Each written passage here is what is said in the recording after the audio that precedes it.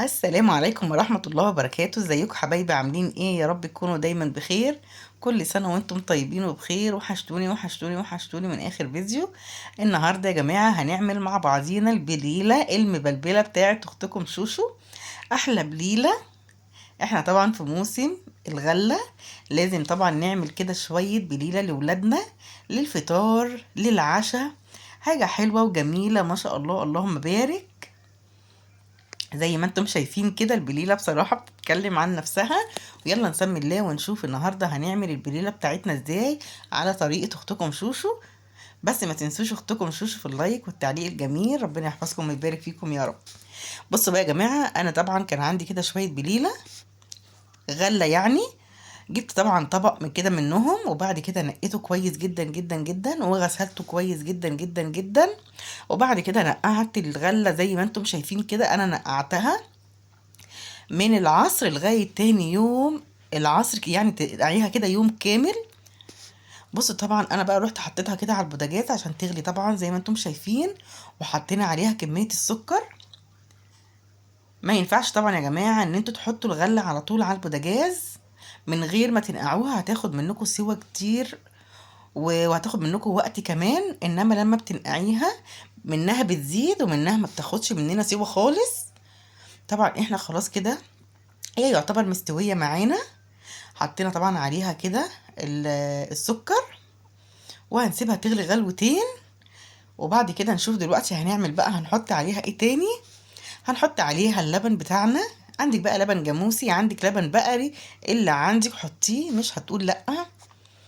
ما شاء الله اللهم بارك. طبعا اهو حطينا بقى عليها كده اللبن. هنقلبها بقى كويس جدا جدا جدا كده هو، عشان خاطر ما تلزقش مننا في الحله. ما شاء الله اللهم بارك. لو وصلت الفيديو لغايه دلوقتي قولي لي هاتي طبق بليله يا شوشو.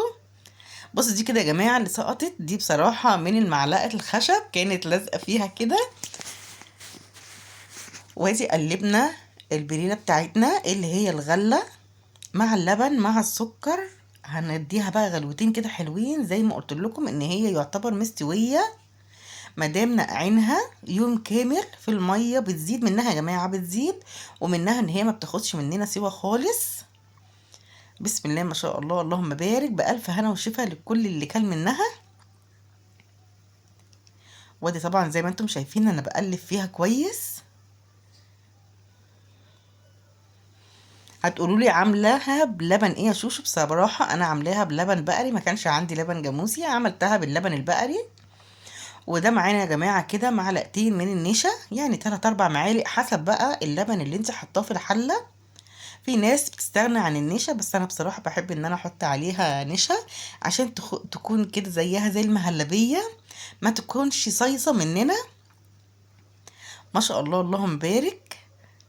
بصوا بقى يا جماعه كده هو القوام بتاعها ولسه كمان بتتقل معايا زي ما انتم شايفين. ما شاء الله اللهم بارك. اتفضلوا معانا احلى شويه بليله. هنحط عليها ايه تاني؟ هنحط عليها طبعا ورقتين كده من الفانيليا.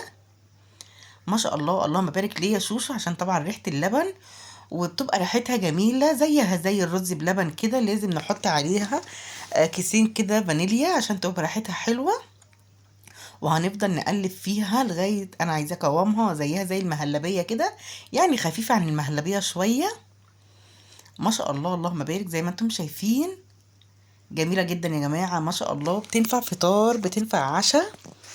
طبعا ولادنا في الامتحانات اليومين دول يا سلام كمان لما نشربهم كده كوبايه بليله الصبح قبل ما يمشوا على الامتحانات، او يتعشوا بكوبايه بالليل. ما شاء الله تبارك الرحمن بألف هنا وشفا. هنفضل نقلب فيهم كويس عشان خاطر طبعا ما يلزقوش مننا في الحله اللبن بتاعنا. وكده خلاص يعتبر البليله بتاعتنا استوت وبقت جاهزه. يلا بقى نصب كده في المجات بتاعتنا. بس ما تنسوش اختكم شوشو في اللايك الجميل وتعليقكم اللي بيحفزني، واكتبوا لي في الكومنتات مين عمل السنه دي البليله المبلبله ومين عنده غله. واللي ما عندوش يا جماعه غله زي ما انا قلت لكم، هاتوا من عند العطار نص كيلو ربع كيلو اللي انت عايزاه. هو على فكره بتزيد الغله بالذات، ان هي بتزيد لو نقعتيها يوم كامل زي ما انا قلت لكم. الربع كيلو هيبقى نص كيلو، وربنا يزيد ويبارك يا رب.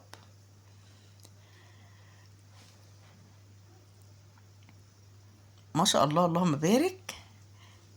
انا طبعا هي كانت سخنه، فقلت بقى ايه، يلا بقى الولاد كده ياكلوا لهم كل واحد طبق بألف هنا وشفا. ويا سلام كمان لما نحطها في التلاجة تسقع بقى. اللبن طبعا بيتلف كده على البليلة، على الغلة نفسها، بتبقى زيها زي المهلبية يا جماعة، والله بتبقى جميلة جدا جدا. ويا رب اكون ضيفة خفيفة على قلوبكم اخواتي وحبايبي. ربنا يحفظكم ويبارك فيكم يا رب. مستنية تعليقاتكم ومستنية لايكاتكم الجميلة. وتفضلوا معايا احلى شوية بليلة، والبليلة المبلبلة بتاعت اختكم شوشو. يلا مين عايزني ابعتله كوباية بليلة؟ وتسلموا لي احلى عيلة، ربنا يحفظكم ويبارك فيكم يا رب.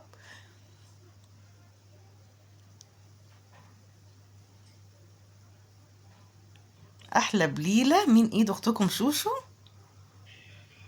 وبألف هنا وشفا، والسلام عليكم ورحمة الله وبركاته.